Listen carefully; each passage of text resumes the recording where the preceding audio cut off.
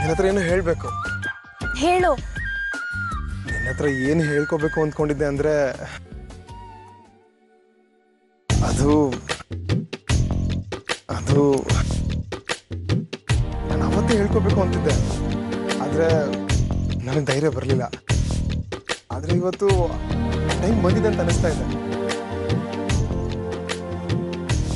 ನೀನು ಇದನ್ನು ಯಾವ ಥರ ರಿಸೀವ್ ಮಾಡ್ತೀಯ ಅಂತ ನಂಗೆ ಗೊತ್ತಿಲ್ಲ, ಆದರೆ ಮನಸ್ಸಲ್ಲಿರೋದೆಲ್ಲ ಇವತ್ತು ಹೇಳ್ಕೊತಾ ಇದ್ದೀನಿ. ರಾಣಿ,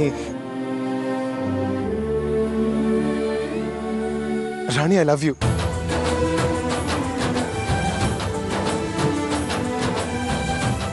ಯಾಕೆ ರಾಣಿ ಏನು ಮಾತಾಡ್ತಾ ಇಲ್ಲ?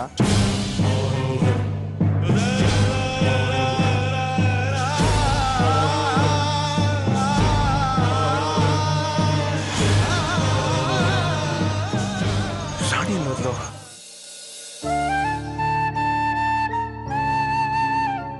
ಓ ಸೂರಿ, ನಮಸ್ಕಾರ ಅಂಕಲ್. ನಮಸ್ಕಾರ. ಚೆನ್ನಾಗಿದ್ಯಪ್ಪ? ಚೆನ್ನಾಗಿದ್ದೀನಿ ಅಂಕಲ್. ಬಹಳ ದಿವಸ ಆಗಿತ್ತು ನಿನ್ ನೋಡಿ. ಏನ್ ಅಂಕಲ್ ಇದು, ಹಣೆಗೆ ಕುಂಕುಮ ವಿಭೂತಿ ಇಟ್ಕೊಂಡು ಗೆಟಪ್ ಚೇಂಜ್ ಮಾಡ್ಕೊಬಿಟ್ಟಿದ್ರಲ್ಲ ಅಂಕಲ್.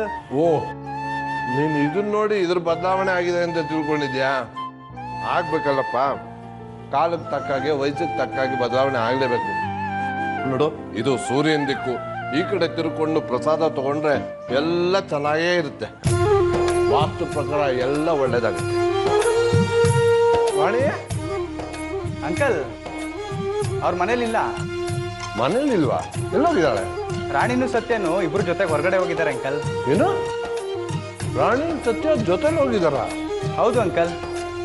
ಸರಿ ಅಂಕಲ್, ಮನೇಲಿ ಯಾರು ಇರ್ಲಿಲ್ಲ ಅಂತ ನಾನು ಇಷ್ಟೋ ತನಕ ಇದ್ದೆ. ಈಗ ನೀವು ಬಂದ್ರಲ್ಲ, ನಾನು ಹೊರಡ್ತೀನಿ. ಆಯ್ತಪ್ಪ, ಒಳ್ಳೇದಾಗಿ. ಮನೇಲಿ ಎಲ್ಲಾರನ್ನೂ ಕೇಳ್ದೆ ಅಂತ ಹೇಳ. ಸರಿ ಅಂಕಲ್.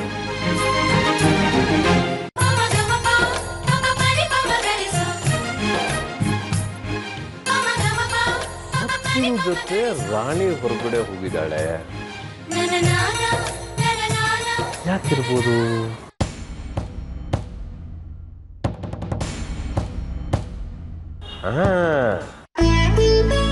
ಎಲ್ಲ ಶುಭ ಸೂಚನೆಗಳೇ ಕಾಣಿಸ್ತಾ ಇದೆ. ದೇವರ ಕೃಪೆ, ನನ್ನ ಆಸೆ ಎಲ್ಲ ಈಡೇರೋ ಸಮಯ ಬರ್ತಾ ಇದೆ. ಎಲ್ಲ ಒಳ್ಳೇದಾಗ್ಲಪ್ಪ. ಇದೇ ಸಮಯದಲ್ಲಿ ನಾನು ಕುಡಿಯೋದನ್ನು ಬಿಟ್ಬಿಡ್ತೀನಿ. ಫಲಪ್ರದವಾಗಿರಲಿ.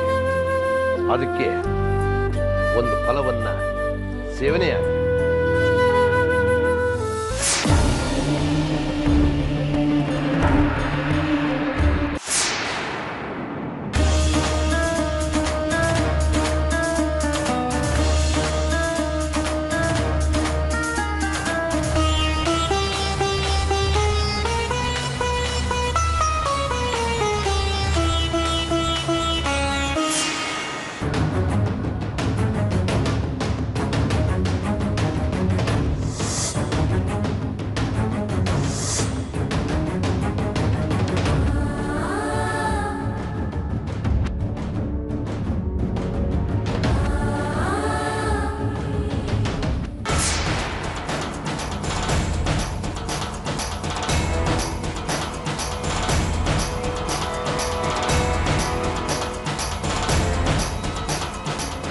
Very good.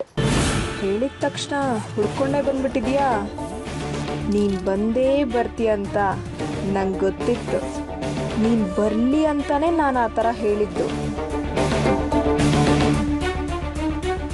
ಶಿವಾನಿ, ಹೊರಡೋಣ? ರಾಜ, ತುಂಬ ಥ್ಯಾಂಕ್ಸ್ ಕಣೋ.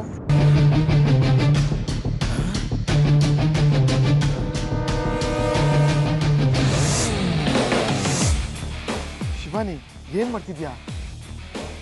ಯಾಕೆ, ನನ್ನ ಹಕ್ಕು ಕೂಡ ಮಾಡಬಾರ್ದಾ? ಹಾಗೇನಿಲ್ಲ.